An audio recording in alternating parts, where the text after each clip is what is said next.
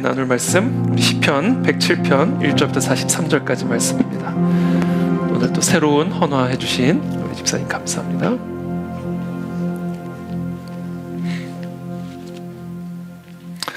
시편 107편 1절부터 43절까지 한 절씩 교독하겠습니다. 저부터 읽겠습니다. 여호와께 감사하라. 그는 선하시며 그 인자심이 영원함이로다. 여호와의 속량을 받은 자들은 이같이 말할지어 여호와께서 대적의 손에서 그들을 속량하사 동서남북 각 지방에서부터 모으셨도다. 그들이 광야 사막길에서 방황하며 거주할 성읍을 찾지 못하고 줄이고 목이 말라 그들의 영혼이 그들 안에서 피곤하였도다. 이에 그들이 근심 중에 여호와께 부르짖으매 그들의 고통에서 건지시고 또 바른 길로 인도하사 거주할 성읍에 이르게 하셨도다. 여호와의 인자하심과 인생에게 행하신 기적으로 말미암아 그를 찬송할지로다. 그가 사모하는 영혼에게 만족을 주시며 줄인 영혼에게 좋은 것으로 채워주심이로다. 사람이 흑암과 사망의 그늘에 앉으며 곤고와 쇠사슬에 매인 하나님의 말씀을 거역하며 지존자의 뜻을 멸시함이라. 그러므로 그가 고통을 주어 그들의 마음을 겸손하게 하였으니 그들이 엎드러져도 돕는 자가 없었도다. 이에 그들이 그 환난 중에 여호와께 부르짖으매 그들의 고통에서 구원하시되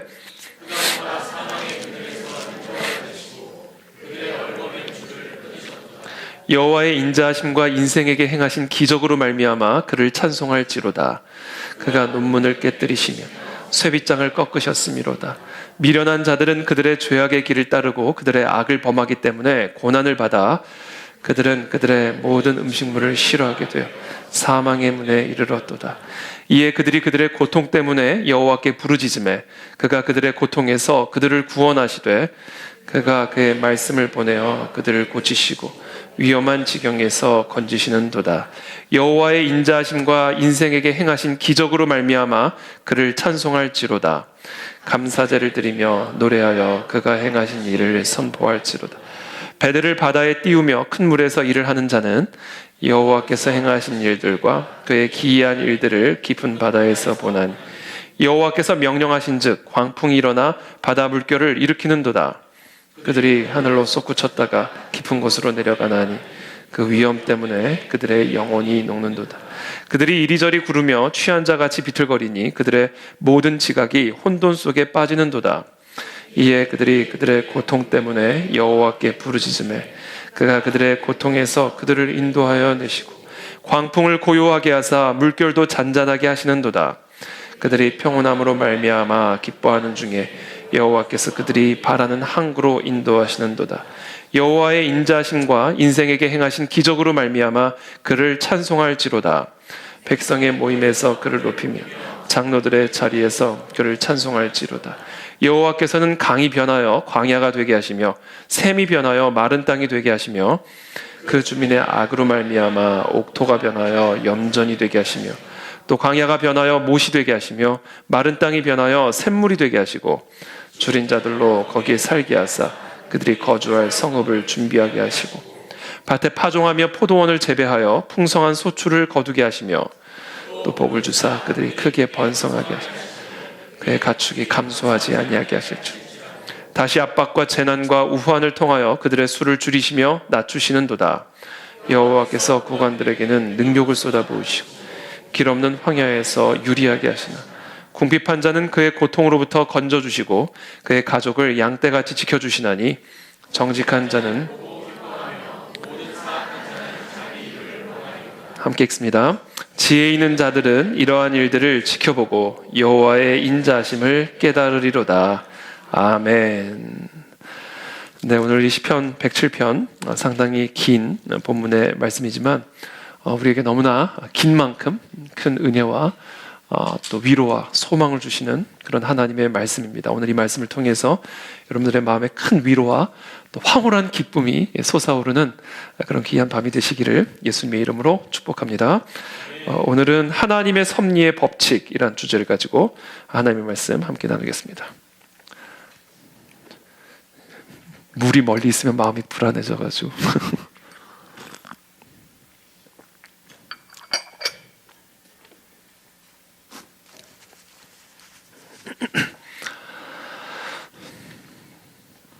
하나님께서 사람들에게 하나님 자신을 나타내시는 방법에는 크게 두 가지가 있습니다. 하나는 하나님의 말씀이고요. 두 번째는 하나님의 역사입니다. 하나님은 우리에게 하나님의 말씀을 통해서 나타나십니다. 여러분이 하나님을 만나기를 원한다면 우리는 하나님의 말씀을 정말 사랑하셔야 됩니다. 아침마다 읽고 점심마다 읽고 저녁마다 읽고 이 하나님의 말씀이 우리의 눈에서 떼어나지 않도록 우리는 하나님의 말씀에 붙어있는 삶을 살아야 합니다. 그것이 우리가 하나님에게 붙어있는 삶의 방법이고 원리입니다. 왜냐하면 하나님은 언제나 살아계신 하나님의 말씀을 통해서 우리에게 나타나시기 때문에 그렇습니다. 또 다른 하나는 하나님이 행하시는 일, 하나님이 행하시는 역사를 통해서 하나님을 나타내십니다. 첫 번째, 하나님의 기록된 말씀, 하나님 자신을 계시하심에 있어서 가장 초월적이고 영광스러운 매개체입니다. 시편 138편 2절에 보면 이렇게 말씀하십니다. 내가 주의 성전을 향하여 예배하며 주의 인자하심과 성실하심으로 말미암아 주의 이름에 감사하오리니 이는 주께서 주의 말씀을 주의 모든 이름보다 높게 하셨습니다. 하나님이요, 하나님의 이름보다도 하나님의 말씀을 더 높이셨대요. 그래서 우리가 주의 성전을 향하여 예배할 수 있고, 그래서 우리가 주의 인자하심과 성실하심으로 말미암아 주의 이름에 감사를 드릴 수가 있다고 합니다. 자, 우리의 삶을 향한 하나님의 인자하심과 성실하심은 바로 이 하나님의 말씀으로부터 나오는 겁니다. 사람은 빵으로만 살 수 없는 존재라고 분명히 하나님 말씀하시죠. 하나님의 입에서 나오는 말씀을 먹어야만 살 수 있는 존재입니다. 이 말씀을 여러분 정말로 진지하고 심각하게 받아들이시길 축복합니다. 그래서 그와 같은 사실을 우리에게 가르쳐 주시기 위해서 하나님은 때때로 우리를 먹을 수 있는 빵이 부족한 광야의 삶으로 인도하시는 것이죠. 사람이 떡으로만 사는 것이 아니라 하나님의 입에서 나오는 말씀으로 사는 것임을 가르쳐 주시기 위함이다라는 겁니다. 하나님을 만나고 싶으십니까? 하나님의 인자하심과 성실하심을 경험하고 싶으십니까? 그렇다면 하나님의 말씀을 먹어야 됩니다. 하나님이 에스겔에게 대언하라고 말씀하시죠. 나의 말을 대언하라.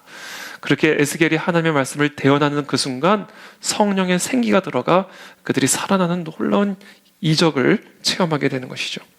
하나님의 임재는 살아계신 하나님의 말씀을 통해서 우리 가운데 나타나는 겁니다. 하나님의 말씀을 지금보다 더 사랑하시길 축복하고 하나님의 말씀을 더 우리의 주된 양식으로 삼으시는 저와 여러분들이 되시기를 예수님의 이름으로 축복합니다. 두 번째, 하나님은 하나님께서 하시는 역사를 통해서 하나님을 우리에게 계시하십니다. 하나님은 홍해를 가르시는 역사로 하나님의 영광을 드러내셨습니다.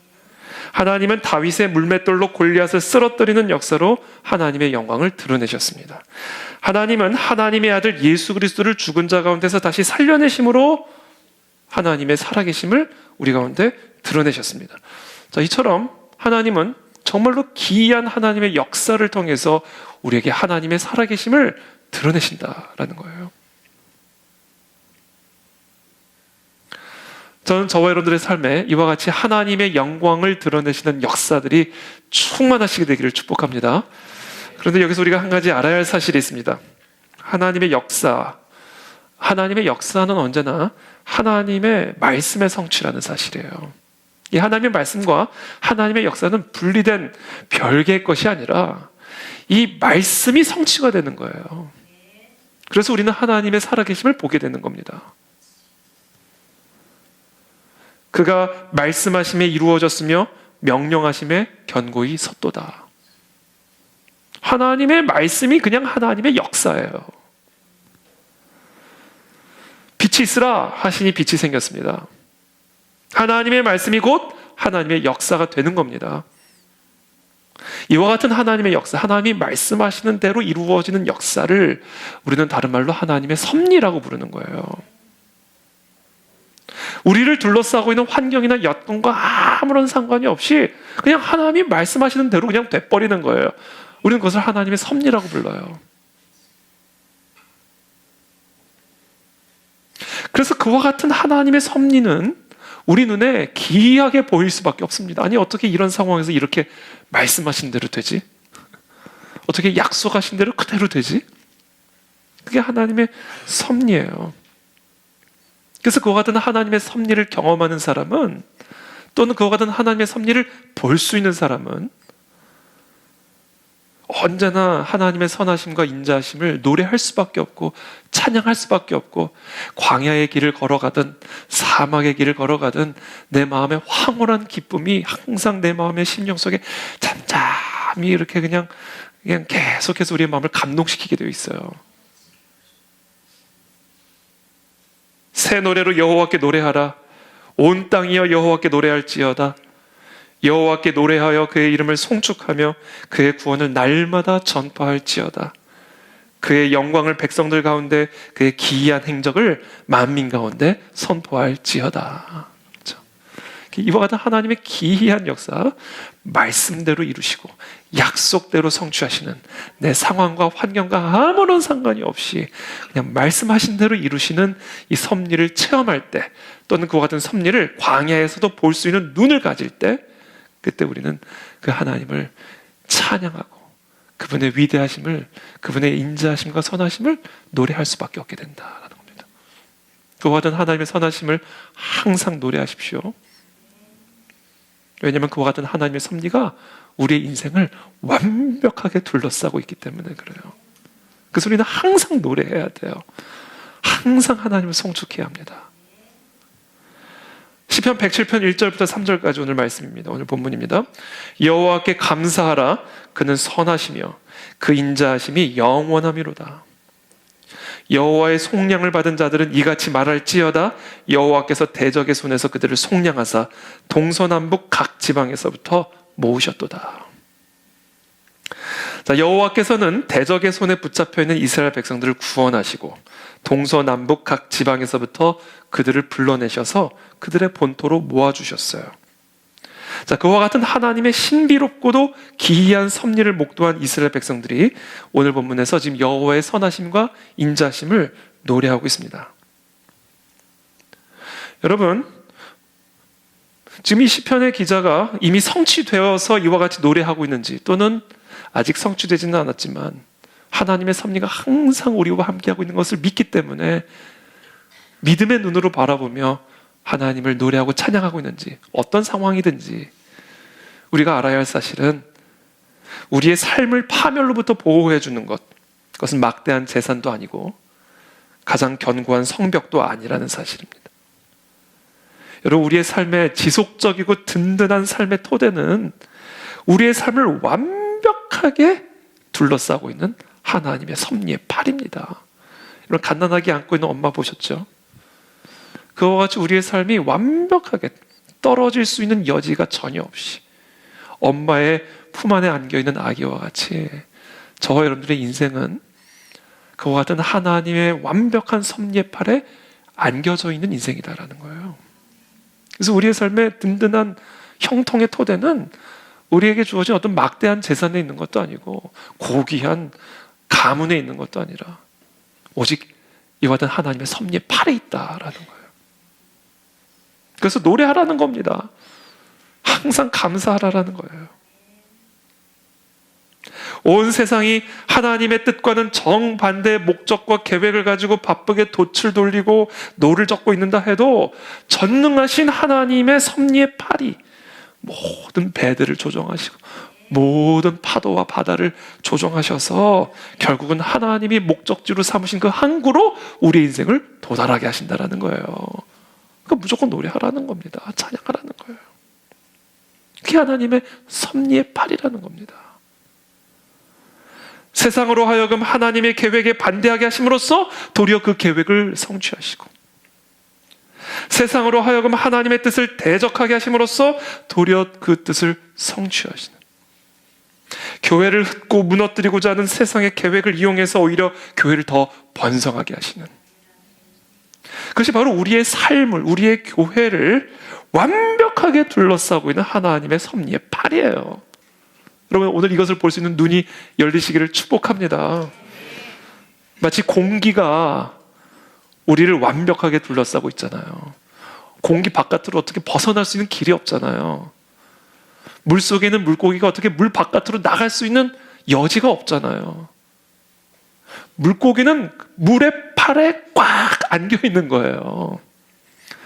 우리는 이 공기의 팔에 그냥 꽉 안겨 벗어날래야 벗어날 수가 없는 거란 말입니다. 그와 같은 하나님의 섭리의 팔이 저와 여러분들의 삶을, 아브라함의 후손들을 완벽하게 감싸고 있기 때문에 내 눈에 보이는 상황과 환경은 아무 상관이 없다라는 거예요. 참새 2마리가 한 아사리온에 팔리지 않느냐? 그러나 너희 아버지께서 허락하지 아니하시면 그 하나도 땅에 떨어지지 아니하리라. 맞아요. 참새 1마리까지도 하나님의 완벽한 섭리의 팔에 안겨 있기 때문에 하나님이 허락하지 않으시면 공중에서 떨어질 수가 없다는 거예요. 벗어날 길이 없어요. 이 섭리의 팔에서부터. 너희에게는 머리털까지 다 세신 바 되었나니 머리털 빠지는 걸 두려워하지 말라는 거예요. 다 세고 계신다. 두려워하지 말라. 너희는 많은 참새보다 귀하니라. 이 말씀이 이렇게 다양하게 해석이 될 줄은 몰랐어요. 두려워하지 말라는 거예요. 머리털까지 다 세고 계신다. 우리는 이 하나님의 이 사랑의 섭리의 팔에서부터 벗어날 수 있는 길이 없어요. 완벽하게 잠겨 있습니다. 아브라함의 후손들은. 그리스도 안에 있는 아브라함의 후손들에게 주어진 바로 이와 같은 약속을 믿음으로 항상 노래하라. 물론 우리는 현재 단계에서는 하나님의 섭리를 부분적으로만 볼 수 있기 때문에 불완전하게 볼 수밖에 없습니다. 하나님의 완벽한 그 섭리의 그림이 완성이 되는 그날까지 그 여정 속에서는 우리는 그 하나님의 섭리의 팔을 완벽하게 볼 수는 없죠. 부분적으로 볼 수밖에 없죠. 요셉이 형들의 손에 팔려나가는 그 과정에서 보디발의 노예로 들어가고 억울한 누명을 써서 감옥에 들어가는 이 모든 일련의 과정에서 과연 요셉이 그 하나님의 섭리의 그림을 완벽하게 볼 수 있었을까요? 물론 어렸을 때 보여줬던 그 환상이 계속해서 요셉의 인생을 이끌고 갔겠지만 그럼에도 불구하고 사람인지라 그와 같은 하나님의 섭리가 완벽하게 이루어지기 전까지는 우리는 그 하나님의 섭리를 부분적으로 현재의 단계에서는 볼 수밖에 없기 때문에 우리는 불완전한 시각을 가질 수밖에 없습니다. 마치 분해된 시계의 톱니바퀴들 그리고 그 핀들 널브러져 있는 것을 보는 것처럼 우리가 현재 걸어가고 있는 길 위에서는 하나님의 놀라운 섭리의 모습이 완성된 상태가 아니기 때문에 단편적인 모습들만 바라볼 수가 있는 것이죠. 핀 한 조각, 톱니바퀴 한 조각. 우리는 완성된 시계의 모습을 보지 못하고 그저 한 단계 한 단계 핀을 가지고 톱니바퀴를 가지고 퍼즐 한 조각 한 조각씩을 바라보면서 그 여정을 걸어갈 수밖에 없는 것이죠. 그래서 때로는 우리 안에 이 절망적인 생각이 들어올 때도 있고요. 염려가 될 때도 있고요. 심지어 의심이 들어오고 혼돈이 찾아오기도 하는 겁니다. 우리는 그러한 혼돈 속에서 어떻게 보면 걸어갈 수밖에 없어요. 그 안개 속에서 걸어갈 수밖에 없습니다. 그 그림이 완벽하게 도달하는 그 순간까지는 우리는 계속해서 안개를 걷는 것처럼 걸어가는 수밖에 없는 것이죠. 그래서 때로는 넘어지기도 하고 방향에서 이탈할 때도 있을 수도 있고 그러나 결국해서 우리를 계속해서 이 발걸음을 하나님의 뜻 가운데로 되돌리게 하고 그런 안개 속에서도 분명한 시야를 가지고 내적인 시야를 가지고 계속해서 그 하나님의 섭리를 향하여 걸어갈 수 있게 만드는 아주 귀한 방법이 하나가 있습니다. 법칙이 있어요. 저는 오늘 혹시 그와 같은 우리 모두가 다 그와 같은 안개를 지금 이 순간에도 걷고 있죠. 그렇죠? 하나님의 그 섭리의 완성된 그림을 향하여 한 걸음 한 걸음 하루하루 걸어나가는 이 과정에서 사실 우리 모두가 다 안개를 걸어가고 있는 것이죠. 자, 이런 안개를 걸어갈 때 우리가 반드시 붙잡아야 할 법칙이 있어요. 이 법칙만 저와 여러분들이 붙잡으면 우리는 이 안개 속을 끝까지 잘 걸어서 완성된 섭리의 그림에 도달할 수가 있게 됩니다. 이 하나님의 섭리 안엔 섭리의 법칙이 있습니다. 하나님이 그냥 막 무작위대로 그냥 막 일하시는 게 아니에요. 하나님이 행하시는 섭리 안에는 우리 모두가 확인할 수 있고 알 수 있는 법칙들이 있습니다. 그래서 이 법칙들을 우리가 정확하게 알고 있으면 안개 속도 아주 확신 있게 걸어갈 수가 있고 사망의 음침한 골짜기를 지날지라도 결국에는 하나님의 집에 들어가게 될 것이다라고 하는 그런 내적인 분명하고도 선명한 시력을 가지고 우리는 걸어갈 수가 있게 된다는 거예요. 그 섭리의 법칙, 섭리 안에 있는 그 법칙, 그것이 무엇일까? 제가 오늘 그걸 여러분들과 함께 나누고자 하는 겁니다.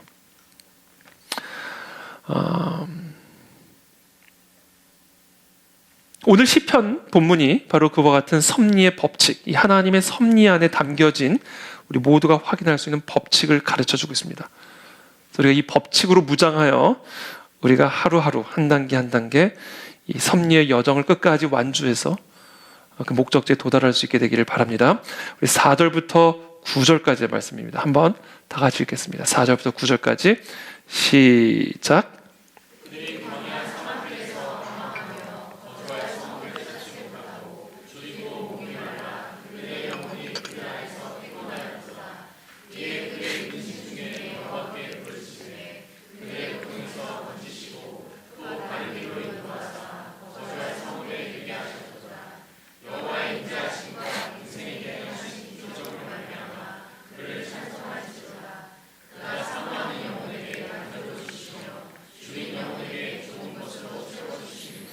네, 4절부터 9절까지 우리의 삶을 완벽하게 둘러싸고 있는 이 섭리 안에 담겨진 법칙을 우리에게 가르쳐주고 있습니다.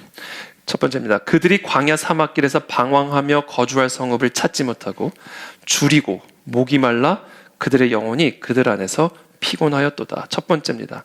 방황, 피곤, 줄임, 목마름을 하나님이 주신다. 이게 하나님의 섭리 안에 담겨져 있는 첫 번째 법칙이에요. 이게. 여러분, 하나님의 섭리는요, 우리에게 방황을 주신다는 거예요. 하나님이 우리의 삶을 완벽하게 둘러싸고 있는 하나님의 섭리는 우리에게 거주할 성읍을 찾지 못하고 방황하게 하는 피곤함을 주신다는 거예요. 굶주림을 주시고요. 목이 말라 영혼 안에서 피곤하게 만드시는 이런 과정을 우리에게 허락하신다는 겁니다. 이게 하나님의 섭리입니다. 지금 방황하고 계시는 분들이 있다면, 또는 목마름과 굶주림으로 그들의 영혼이 피곤한 상태에 계신 분들이 있다면, 그게 지금 섭리가 여러분들의 삶에서 행하고 계시는 일이에요. 두 번째, 그렇게 방황하고 피곤하게 하고 굶주리게 하고 목마르게 만들므로 뭐를 하게 만드는가? 6절입니다. 이에 그들이 근심 중에, 그렇죠? 근심을 주신다는 거예요, 하나님이. 첫 번째 법칙, 근심을 주신다는 거예요. 자, 그리고 근심 중에 뭐 했다고요? 여호와께 부르짖음에. 이게 두 번째 법칙입니다. 하나님은 우리에게 근심을 주시고, 그리고 그 근심 중에서 부르짖게 만드신다는 겁니다. 이게 하나님이 우리를 이끌어가신 섭리의 법칙이에요. 이 법칙을 아시면 돼요. 그런 근심거리가 와도 불안할 일이 없습니다. 왜? 지금 나를 완벽하게 둘러싸고 있는 하나님의 섭리가 지금 역사하는 방식이 그렇기 때문이에요. 그렇게 함으로써 뭘 하게 하기 위해? 부르짖게 하기 위함이에요. 그래서 6절에 이에 그들이 근심 중에 여호와께 부르짖음에, 그 다음에 뭐예요? 그들의 고통에서 건지시고, 이게 세 번째 법칙입니다. 건져주심이에요. 자, 근심을 주시고 부르짖게 만드신 다음에 건져내신다라는 겁니다. 7절에 또 바른 길로 인도하사 거주할 성읍에 이르게 하셨도다. 인도하신다는 거예요. 자, 건져내신 다음엔 인도하신다는 겁니다. 여호와의 인자심과 인생에게 행하신 기적으로 말미암아 그를 찬송할지로다. 그가 사모하는 영혼에게 만족을 주시며 줄인 영혼에게 좋은 것으로 채워주심이로다. 만족과 채워주심을 채워주신다라는 거예요. 그래서 그와 같은 하나님의 선하심과 인자심을 체험하고 하나님을 찬양하게 된다라는 겁니다. 이게 바로 우리의 삶을 완벽하게 둘러싸고 있는 하나님의 섭리가 역사하시는 방식이고 법칙이에요. 이 법칙을 여러분 딱 그냥 외우세요.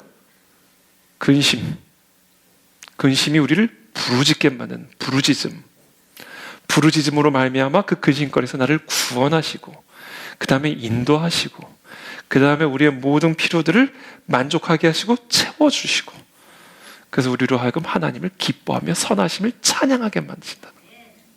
이 하나님이 우리의 삶을 완벽하게 지배하고 있는 섭리가 역사하는 방식이고 법칙이라는 거예요.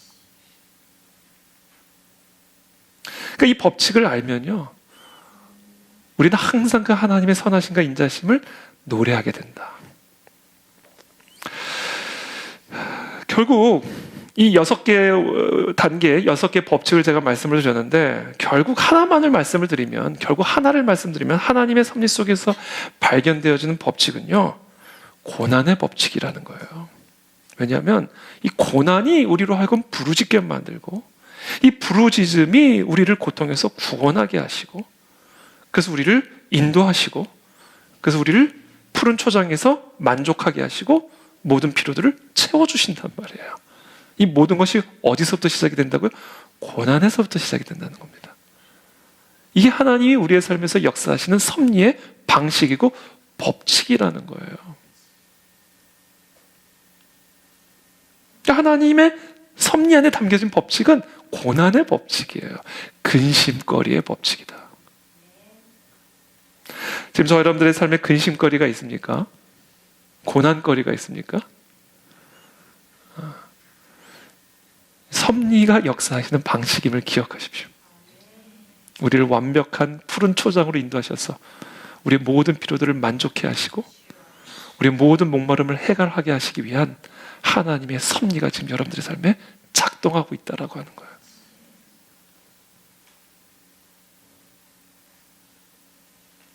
그러면서 10절부터 조금 더 그것을 또 그 고난의 법칙에 대해서 조금 더 구체적으로 설명합니다. 10절부터 16절까지 말씀인데요. 우리 또 한번 다 같이 한번 읽어보겠습니다. 시작.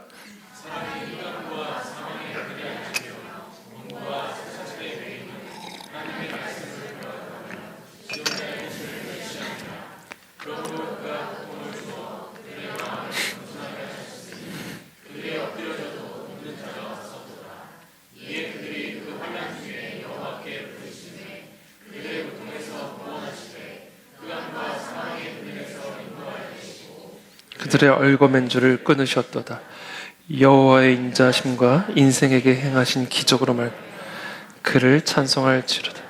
그가 논문을 깨뜨리시며 쇠빗장을 꺾으셨음이로다. 아멘. 자, 이번에 또 동일한 반복적인 말씀을 하는데 조금 더 구체화를 시키세요. 자, 고난의 법칙이에요. 우리의 삶에 역사하고 있는 하나님의 섭리는 고난을 통해서 역사하시는 섭리입니다. 그렇다면 하나님은 왜 고난의 방식을 통해서 역사하실까? 왜 조금 더 좋은 방식이 많을 텐데 왜 우리에게 근심거리를 주심으로써 하나님의 섭리가 역사하시는 것일까? 왜 하나님의 섭리의 출발점은 고난이어야 될까? 참 그게 참 답답하네요. 왜 하나님의 섭리는 노예로 팔려가면서부터 시작이 돼야 될까? 왜 형들에게 배반을 당하는 것으로 인해서 하나님의 섭리는 시작이 돼야 될까? 참 알 수가 없는 노릇이죠. 그 이유를 이 10절부터 설명해 주는 거예요. 저 고난의 이유, 사람이 10절입니다. 사람이 흑암과 사망의 그늘에 앉으며 곤고와 쇠사슬에 매임은 하나님의 말씀을 거역하며 지존자의 뜻을 멸시함이라. 자, 우리의 삶에 고난이 임하는 이유가 있는데, 하나님이 우리의 삶에 고난을 주시는 이유가 있는데, 그 이유는 뭐냐면 하나님의 말씀을 거역하며 지존자의 뜻을 멸시했기 때문이라는 거예요. 그러므로 12절에 그러므로 그가 고통을 주어 그렇게 해서 어떻게 한다고요? 그들의 마음을 겸손하게 하셨으니 그들이 엎드러져도 돕는 자가 없게끔 만들어 주셨어요. 완벽한 절망에 빠지게 만든 거예요. 그것을 통해서 하나님이 하고자 하셨던 일이 뭐예요? 그들의 마음을 겸손하게 만들고자 하시는 겁니다. 정말 가난하게 만드는 거예요.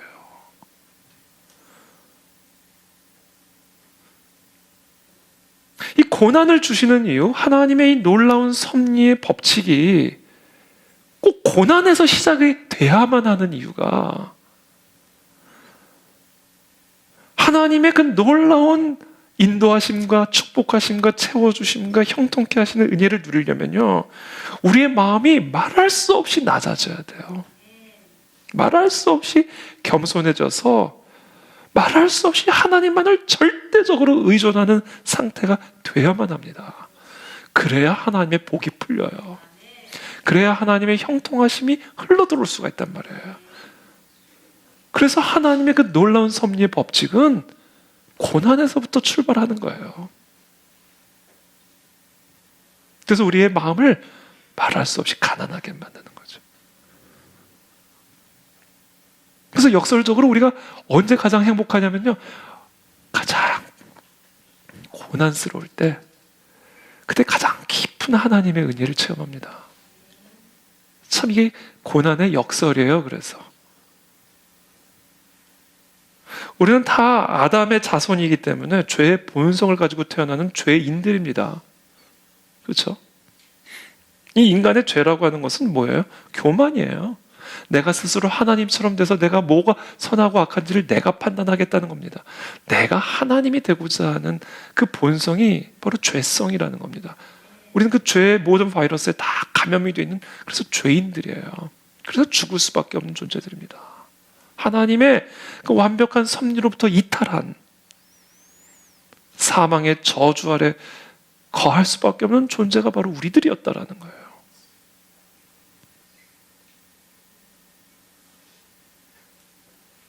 그래서 우리를 다시 그 하나님의 형통으로, 하나님의 만족하심으로, 하나님의 그 선하시고 인자하심으로 우리의 경로를 다시금 되돌리려면요, 교만함을 꺾는 것에서부터 시작이 돼야 되는 거예요. 우리의 타고난 죄성을 꺾음으로부터 시작이 되어야만 하는 겁니다. 그래서 하나님의 섭리의 법칙은 언제나 고난에서부터 출발하게 되는 겁니다. 예외가 없어요. 누구든 마찬가지다.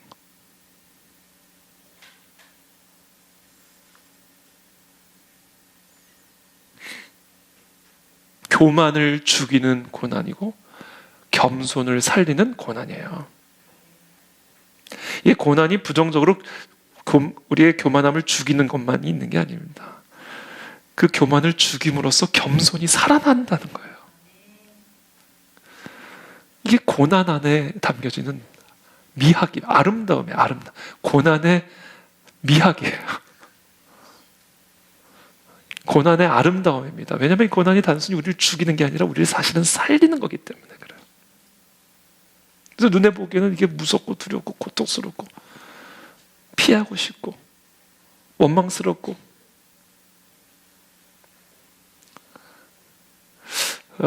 그런데 그것이 사실은 우리의 그 타고난 죄성을 죽이는 백신이고, 또 백신 또 이거 하면 또 이것도 유튜브 하얀 신이고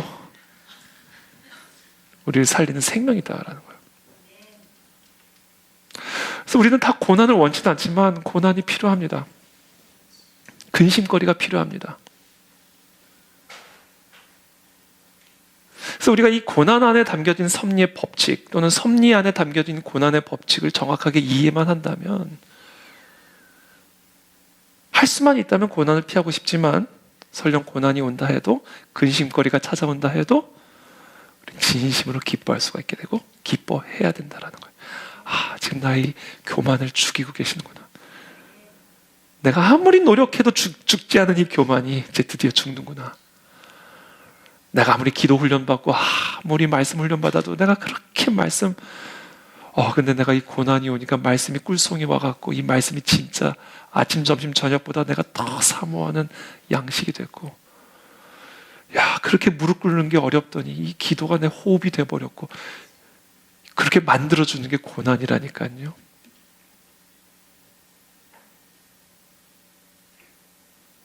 그래서 저만 해도요, 근심거리가 있을 때 기도하는 태도와 근심거리가 없을 때 하는 기도의 태도가 달라요. 근심거리가 별로 없을 때는요, 기도를 할 때 이게 무릎 꿇는 게 뻣뻣해요.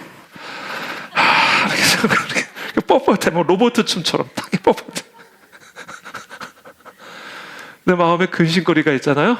그냥 이게 그냥 스무스하게 확 넘어져 버립니다. 이 태도가 달라진다니까요. 그 태도가 너무 저는 사모가 돼요, 사실은. 고난은 싫지만 그 무엇으로도 얻을 수 없는 그 태도, 그 마음. 사실 우리가 너무 그게 사모가 되죠, 사실은 그 마음이. 고난만 없이 그 마음만 우리가 항상 가질 수 있으면 얼마나 좋겠어요. 근데 이 땅에서는 그게 안 된다. 우리가 이 육체 옷을 벗기 전까지는, 그래서 하나님의 인자심과 선하심의 섭리는 고난에서부터 출발할 수밖에 없다. 제가 지난주, 그러니까 이번 주 월요일에 서산에 살고 계시는 한 집사님이 계세요. 우리 교회 인터넷 성도세요. 서산에 사시는데 일본에서 거주하시다가 사업체를 이제 서산에서 시작하시게 되면서 서산에 가시게 되신 거예요. 그래서 이제 가끔씩 오세요. 교회에 오셔서 또 기도도 이렇게 부탁하고. 이분이 최근에 이제 폐암에 걸리셔서 폐암에 젊은 분인데 이제 폐암에 이제 걸리셨어요. 그래서 이제 정기적으로 항암 치료를 받기 위해서 이제 근처에 있는 대형 병원에 이제 오시는데, 이게 또 이 폐암이 또 악성이래요. 악성이어가지고 이 바이러스가 이렇게 뇌로 자꾸 올라가는 그런 악질 종양인가 봐요. 그래서 이게 뇌로도 영향을 끼칠 수가 있기 때문에 하여튼 뇌 쪽에서도 계속 무슨 치료를, 방사선 치료 같은 것들을 받아야 된다고 그렇게 이제 오셨어요. 그래서 이제 정기적으로 오시는데, 병원에 오시는데 가끔 우리 교회 이제 들리십니다. 그래서 기도도 받고 그러고 가시는데, 저희가 이 고난의 과정, 정말 뜻밖의, 정말 애들도 어리고 엄마가 가장 필요한 시기에 이제 정말 악성 폐암이 이제 걸려서 이제 항암 치료를 받고 계시는 그런 상황 속에서 간증이 너무 많은 거예요, 이분이. 마음에 이 기쁨, 감사, 은혜가 막 넘치는 거예요. 그래서 서산에서부터 오시는데 교역자 양말을 하나씩 다 챙겨준 거예요. 선물 드리고 싶다고. 그래서 제 양말, 우리 전도사님들 것까지, 부목사님, 전도사님들 것까지 양말들을 그렇게 사오신 거예요. 그래서 이거 꼭 한 분 한 분 다 전해달라고. 이거 참 신비롭잖아요, 그렇죠? 어떤 더 큰 고통에 들어갈지도 모르는 그런 중병을 안고 있으면서도 이 시간들을 통해서 하나님을 그 어느 때보다 더 깊이 만나고 있고, 그 하나님의 은혜를 더 깊이 누리고 있고, 지금 항암 치료를 하느라 머리도 다 빠져가지고 가발을 쓰고 계시는 그런 상황에서 그냥 정말 해같이 빛나는 얼굴로 하나님께서 행하시고 있는 그런 마음의 감사의, 감동의 은혜들을 나누면서 교육자들을 위해서 그렇게 선물까지 먼 거리에서부터 사오신 그 모습을 보면서 이 하나님의 섭리라고 하는 것은 정말 이 고난에서부터 시작이 되는 게 맞구나. 그래서 제가 기도해드리고 또 위로해드리고, 다 지나갔다. 시간은 다 지나간다. 시간은 우리가 멈추고 싶어도 다 흘러간다. 그리고 그 흘러가는 시간 속에서 남는 것이 있다. 하나님께서 이 모든 시간들을 통해서 시간이 가도 영원히 남는 하나님의 특별한 은혜와 축복을 집사님의 삶에 남겨주실 것이니까, 하여튼 끝까지 힘내시고 항암 치료 끝까지 잘 받으실 수 있도록, 그리고 언제든지 오시라고 제가 언제든지 기도해드리겠다고 그렇게 하고 가셨어요. 그래서 참 마음에 얼마나 큰 감동이 있는지 모릅니다. 고난에서부터 시작이 된다. 하나님의 섭리는 고난에서부터 시작이 된다. 고린도후서 1장 8절부터 9절입니다. 형제들아, 우리가 아시아에서 당한 환난을 너희가 모르기를 원하지 아니하노니 힘에 겹도록 심한 고난을 당하여 살 소망까지 끊어지고. 이 환난 안에 담겨지는 섭리의 법칙을 너희들이 알기를 원한다라는 거예요. 그래서 힘에 겹도록 심한 고난을 당하여 살 소망까지 끊어지고 우리는 우리 자신이 사형 선고를 받은 줄 알았으니. 자, 그 이유는 우리로 자기를 의지하지 말고 오직 죽은 자를 다시 살리시는 하나님만 의지하게 하심이라. 이 하나님의 섭리 안에 있는 법칙입니다. 그러므로 하나님의 이 섭리 안에 담겨져 있는 제1법칙은 바로 고난의 법칙이다. 그 고난이 우리로 하여금 부르짖게 만든다. 그리고 그 부르짖음을 통해서 하나님이 우리를 건져내신다. 근데 17절 22절까지는 우리가 부르짖을 때, 자, 고난으로 말미암아 하나님께 부르짖을 때 그 하나님이 우리를 그 고난에서부터 건져내 주시는데 어떤 방식으로 우리를 건져내 주시는지를 17절부터 22절까지 또 구체적으로 이야기를 합니다. 제가 읽어드릴게요. 미련한 자들은 그들의 죄악의 길을 따르고 그들의 악을 범하기 때문에 고난을 받아 그들은 그들의 모든 음식물을 싫어하게 되어 사망의 문에 이르렀도다. 고난이 왔다라는 거예요. 교만함 때문에. 이에 그들이 그들의 고통 때문에 여호와께 부르짖으매. 고통 때문에 여호와께 부르짖으매. 자, 고통이 부르짖음을 낳아요. 자, 그 부르짖음에 그가 그들의 고통에서 그들을 구원하시되, 구체적으로 어떻게 구원하시는가? 그가 그의 말씀을 보내어 그들을 고치시고 위험한 지경에서 건져내 주신다라는 거예요. 뭘로요? 말씀으로. 여호와의 인자심과 인생에게 행하신 기적으로 말미암아 그를 찬송할지로다. 감사제를 드리며 노래하며 그가 행하신 일을 선포할지로다. 부르짖음과 말씀이에요. 여러분, 우리가 고통 가운데 부르짖잖아요. 정말 가난한 마음으로 부르짖잖아요. 그럼 하나님이 말씀을 보내주십니다. 말씀을 보내주세요.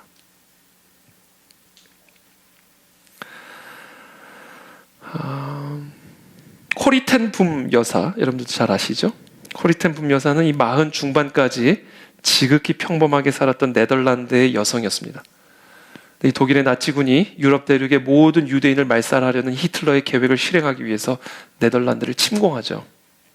그런 상황 속에서 이 텐 붐의 가족은 가짜 벽 뒤에 은신처를 만들어서 거기다가 유대인들을 숨겨주었습니다. 그러다 결국 이와 같은 사실이 나치에게 발각이 돼서 35명의 가족과 친구들이 경찰서로 연행이 됐고요. 거기서 정말 생사를 알 수 없는 그런 흑암 속에 던져지게 된 것이죠. 그때 코리의 아버지는 그의 아들 윌렘에게 그리고 다른 자녀들에게 시편 91편을 읽으라고 명령을 했습니다.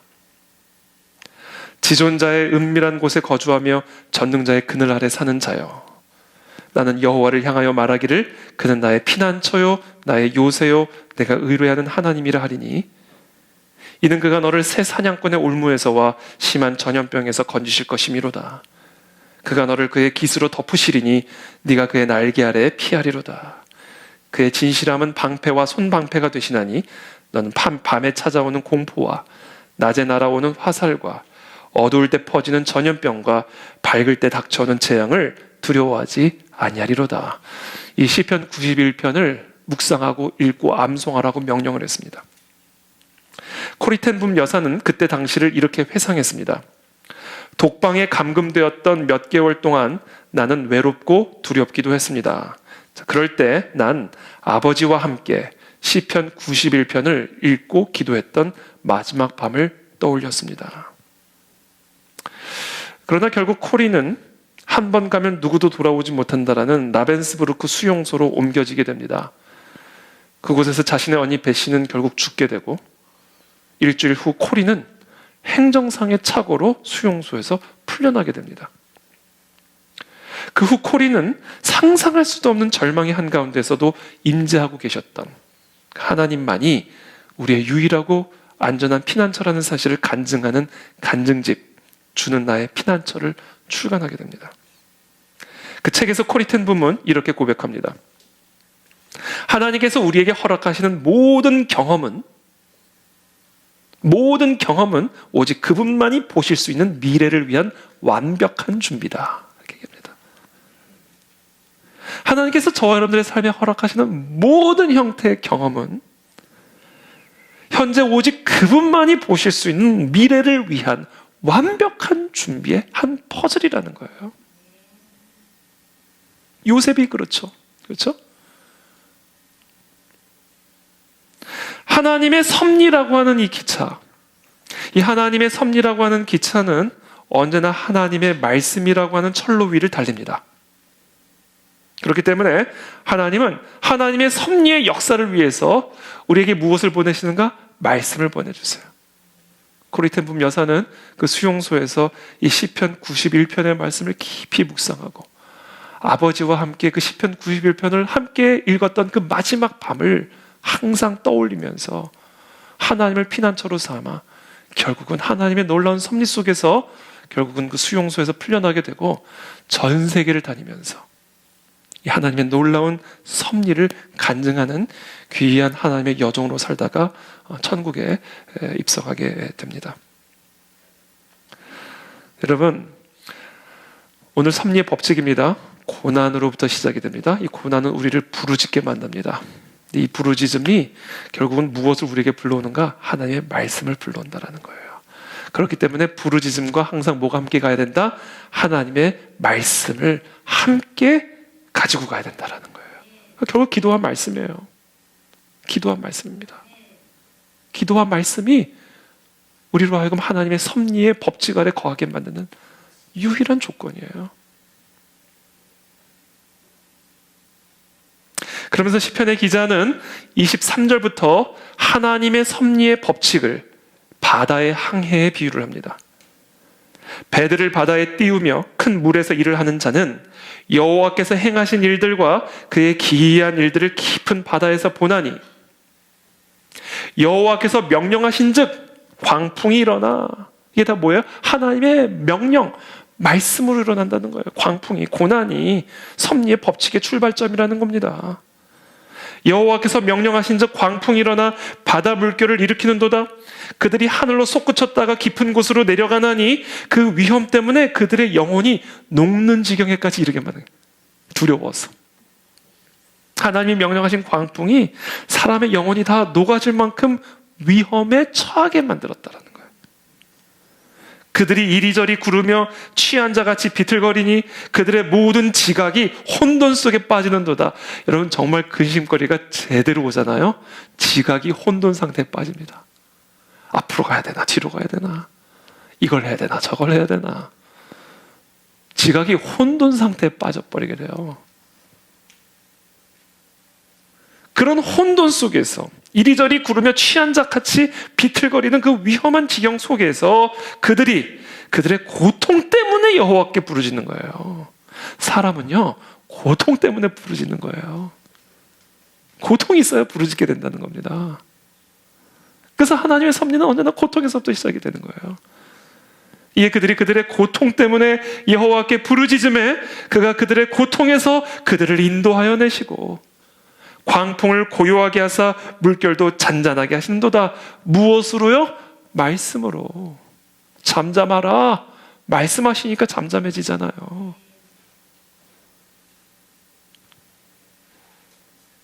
이게 섭리의 법칙이에요.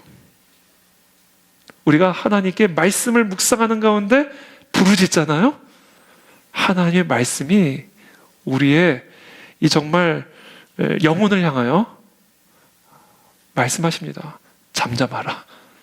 요동치는 우리의 영혼을 잠잠하게 평안하게 만들어주시는 말씀의 임재가 임하신단 말이에요. 저는 그것을 저분들이 항상 누리실 수 있게 되기를 바랍니다. 모든 광풍은 예외 없이 여호와의 명령으로 이루어집니다.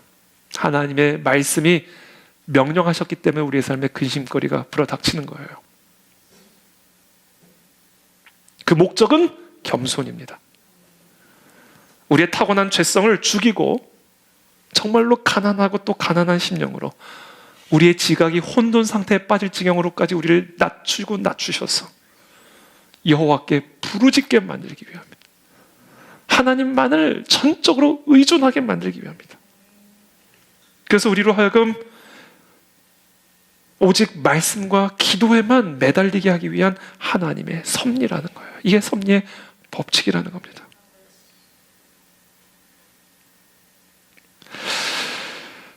왜냐하면 하나님의 말씀을 통해서만 하나님의 역사가 나타나고 오직 기도의 부르짖음을 통해서만 하나님은 기이한 행적을 일으키기 때문에 결국은 기도와 말씀에 매달리게 하기 위해서 하나님의 섭리는 고통으로부터 시작이 된다는 사실을 반드시 기억해야 합니다. 30절 32절입니다. 그들이 평온함으로 말미암아 기뻐하는 중에, 자, 그렇게 되면 평온함으로 말미암아 기뻐하게 돼요. 광풍으로 말미암아 하나님께 부르짖고 말씀을 묵상하는 가운데 성령의 음성이 내 심령 가운데 임하게 되면 평온함으로 말미암아 황홀한 기쁨을 갖게 됩니다. 광야 속에서도 환경과 상황이 바뀌어진 게 없음에도 불구하고 여전히 기뻐할 수가 있게 돼요. 이게 참 기도와 말씀의 신비입니다. 그렇게 평안함 가운데, 기뻐하는 가운데 하나님이 주권적인 섭리로 바다의 물결을, 바람의 방향을 인도하셔서 그들이 바라는 항구로 인도하여 들이신다라는 거예요. 이게 하나님의 섭리의 법칙이에요. 여호와의 인자하심과 인생에게 행하신 기적으로 말미암아 그를 찬송할지로다. 기적이죠. 백성의 모임에서 그를 높이며 장로들의 자리에서 그를 찬송할지로다. 이 섭리를 경험하게 되면요, 하나님을 찬송하지 않을 수가 없게 되는 것이죠. 이와 같은 섭리를 볼 수 있는 눈만 갖는다면 여전히 바다 한복판에 폭풍우와 싸우고 있다 할지라도 우리는 평온함과 기뻐함으로 하나님의 주권적인 섭리 아래서 내가 탄 배를 내가 바라고 있는 그 항구로 인도하시는 것을 반드시 경험하게 될 것을 믿게 되는 거죠. 그러니까 기뻐하고 찬양하고 노래하라는 거예요. 우리는 하나님의 섭리에 빠져나갈 수 없는 팔의 품 안에 안겨있는 존재이기 때문에 항상 하나님을 찬송하라는 겁니다. 33절부터 39절까지 우리 다 같이 또 읽겠습니다. 시작.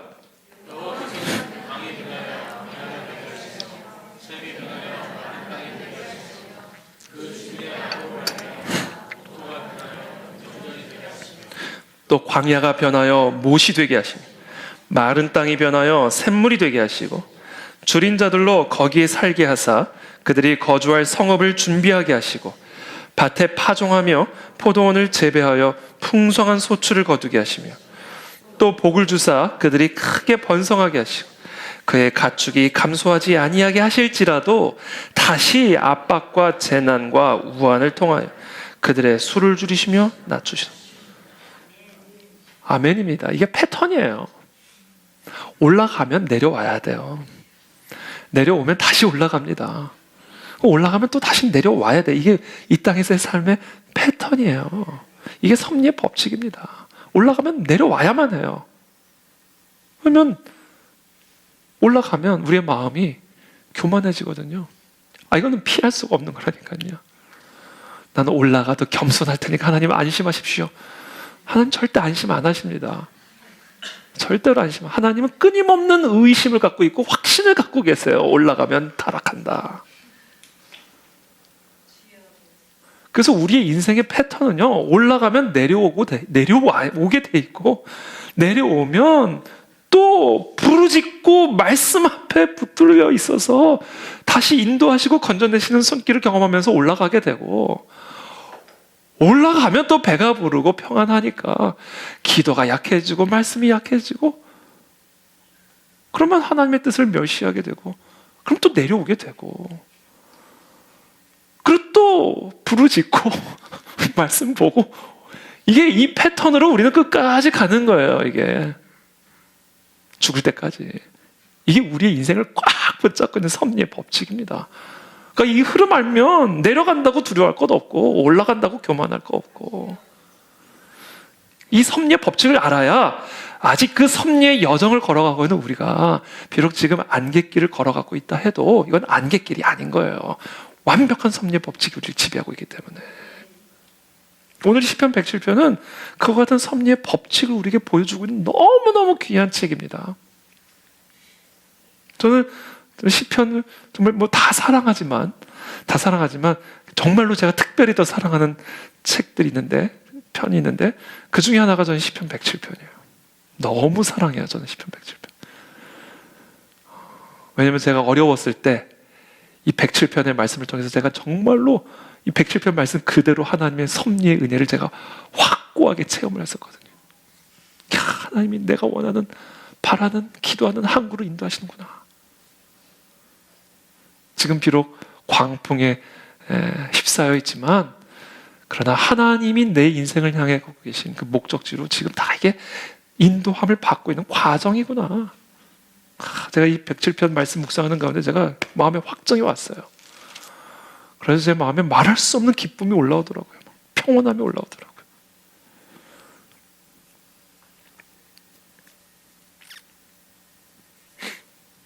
그러니까 지금 시편, 지금 우리가 좀 전에 방금 읽은 33절에서 39절까지는 지금 하나님 우리 안에서는 모든 일을 뭐다? 낮추시기 위함이다. 낮춰서 높이시기 위함이다. 높아지면 다시 낮아지게 하신다. 이게 계속해서 오고 가는 패턴이다라는 것을 말씀하시죠. 그래서 40절부터 43절까지 이제 결론적으로 말씀합니다. 또 다 같이 읽겠습니다. 시작. 여호와께서 고관들에게는 능욕을 쏟아부으시 길 없는 황야에서 유리하게 하시나 궁핍한 자는 그의 고통으로부터 건져주시고 그의 가족을 양떼같이 지켜주시나니 정직한 자는 보고 기뻐하며 모든 사악한 자는 자기 입을 봉하리로다. 지혜 있는 자들은 이러한 일들을 지켜보고 여호와의 인자심을 깨달으리로다. 아멘. 그렇잖아요. 똑같은 말씀 또 하시는 거예요. 고관들을 능욕을 쏟아부으셔서 황야에서 유리하게 하시고, 그렇게 황야에서 유리해서 궁핍한 자가 되면 다시 한번 부르짖게 만들고 또 말씀 붙들게 해서 고통으로부터 건져주셔서 그의 가족을 양떼같이 지켜주시고, 정직한 자는 보고 기뻐하며 그래서 모든 사악한 자는 자기 입을 봉하게 될 것이다. 그래서 지혜 있는 자들은 하나님께서 인생 가운데 행하신 이런 일들을 잘 지켜보고 여호와의 인자심을 깨달아라. 그게 오늘 시편 107편을 통해서 우리에게 주시는 메시지고 가르침입니다. 그러므로 오늘 이 시간 우리 가운데 근심거리가 있는 분들이 있다면 여러분, 그것은 부르짖으라는 거예요. 부르짖은 가운데 말씀이 오십니다. 그럼 우리 마음에 평온과 기쁨이 오고요. 그 평온과 기쁨 가운데 걸어가게 되면 하나님이 우리 인생을 향해 갖고 계신 그 목적지에 우리를 도달하게 하십니다. 혹시 지금 우리 가운데 마음이 높아진 고관과 같은 자들이 있다면 능력을 주실 겁니다. 이거는 어쩔 수가 없는 거예요. 우리는 섭리의 팔 안에 있기 때문에. 마음의 교만함 가운데 있는 분들이 있다면, 말씀이 멀어졌고 기도가 멀어진 분들이 있다면 이제 능력이 와요. 그래야 고통이 오고, 그래야 부르짖음이 살아나고, 그래야 말씀이 살아나서, 그래야 하나님의 섭리 가운데로 다시금 돌아올 수가 있기 때문이에요. 그러니까 지금 마음의 교만한 상태에 계신 분들은 여기 한 분도 안 계시겠죠. 그러니까 기도의 자리에 나왔겠죠. 그러나 우리는 언제라도 마음에 이게 항상 이 패턴이 있다는 것을 기억하시고, 이 섭리의 여정을 끝까지 은혜롭게 경주하시게 되기를 예수님의 이름으로 축복합니다. 막 너무 기쁘지 않으세요? 이 마음에 황홀한 기쁨이 올라오지 않으세요? 네. 처음부터 다시 시작할까요? 말씀. 너무 기뻐. 이 섭리만 알면 너무 기쁜 거예요. 그러니까 오늘 아무것도 염려하지 마시고 마음껏 부르짖고 우리에게 들려주신 하나님의 음성에 귀 기울이면서 평온과 기쁨 가운데 우리 인생의 항해를 계속해서 꾸준히 걸어나가시게 되기를 예수님의 이름으로 축복합니다. 기도하겠습니다.